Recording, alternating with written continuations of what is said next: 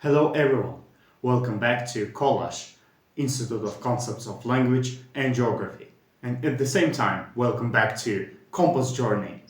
So for today, we decided to start with something more basic for it to be interesting and at the same time to make you understand how we're going to use the concept of geography and how it is applied to language. So let's start.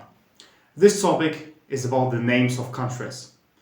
Actually, the most thing which we all of the time take for granted, and it is always there, and we don't really try to think what is beneath the meaning of that. So it is what we are going to reveal today, because most or some part of countries' names are derived directly from geography. And first of all, what I have to say before I start is that there's many various theories and hypotheses regarding the etymology in more academic way, the name of the countries. But since we in Collage we believe that it is geography, which is the primary reason for a name to be there, that's why we will be picking just one or two theories which will serve our purpose. But of course, I will put some material in the comment section, so you may have a look on other sources as well. So let's start. First, Argentina. It means silver in Latin, and this concept, this name was coined by Italian and Spanish expeditors who received plenty of silver gifts from the local tribes. 2. Côte d'Ivoire, or Ivory Coast in English. It was called so because of the widespread trade of elephant tusks or ivory in that region. 3. Cameroon. The name had its very long way from French to German to English by being actually derived from Portuguese, where it is said Rio de Camarões, and what means actual shrimp river in Portuguese. And it was bestowed on the account of the largest river in Cameroon, which is called Wouri River, which is full of shrimps. 4. Chad. Chad means lake in the Kanuri dialect of the Nilo-Saharan language family. The lake indicates the Chad Lake located at the junction of Nigeria, Niger, Cameroon, and Chad. 5.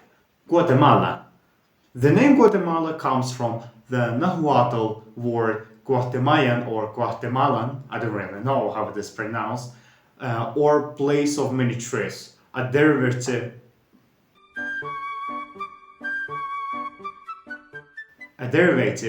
of the Quiche Mayan word for many trees. By the way, coming to Nahuatl language, you may find very interesting information on that language and on the words which were taken by Spanish from that language on our Instagram page.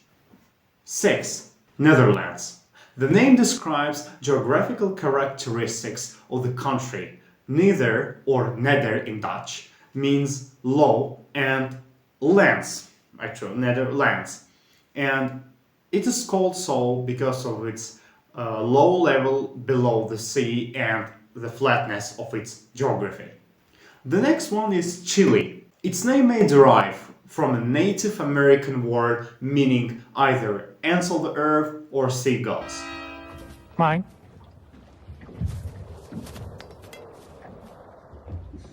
Okay, don't make any sudden moves.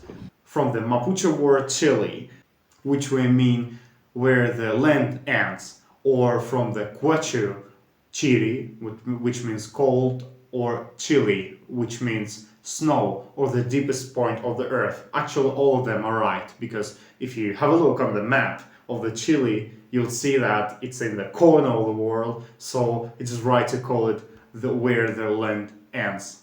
Or because it is called also as a snow, it is also understandable because of the And mountains, which is actually under the snow. Next one is Sri Lanka.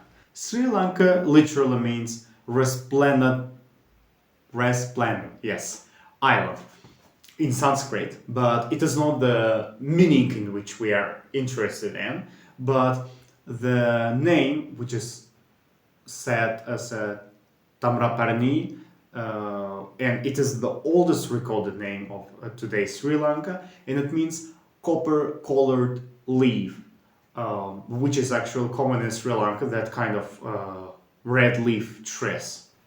Next one is Iraq, and it means ham, shore, bank, or edge, so that the name by folk etymology came to be interpreted as the escarpment, such as the south and east of the Jazira Plateau, which forms the northern and western edge of the Al-Iraq Arabi area. Another possible etymology for the name is from the Middle Persian word Iraq, meaning lowlands. An Arabic folk etymology for the name is deeply rooted, well-watered, or fertile. And coming to the previous name of Iraq, which is Mesopotamia, it is called Bain al-Naharain, which means between the rivers, actually, both in Arabic and in Greek, where Mesopotamia was derived from, it means the same, between the rivers, i.e. between the Tigris and Euphrates. And the last but not least, it is Norway. According to the traditional dominant view, the first component was originally Norder, a cognate of the English North, so the full name was Norderveger, which means the way northwards, referring to the sailing route along the Norwegian coast. That's all for today, but there are so many things to be uncovered in the future. So stay tuned and follow our compass journey so you will not miss any interesting knowledge. See you. Take care.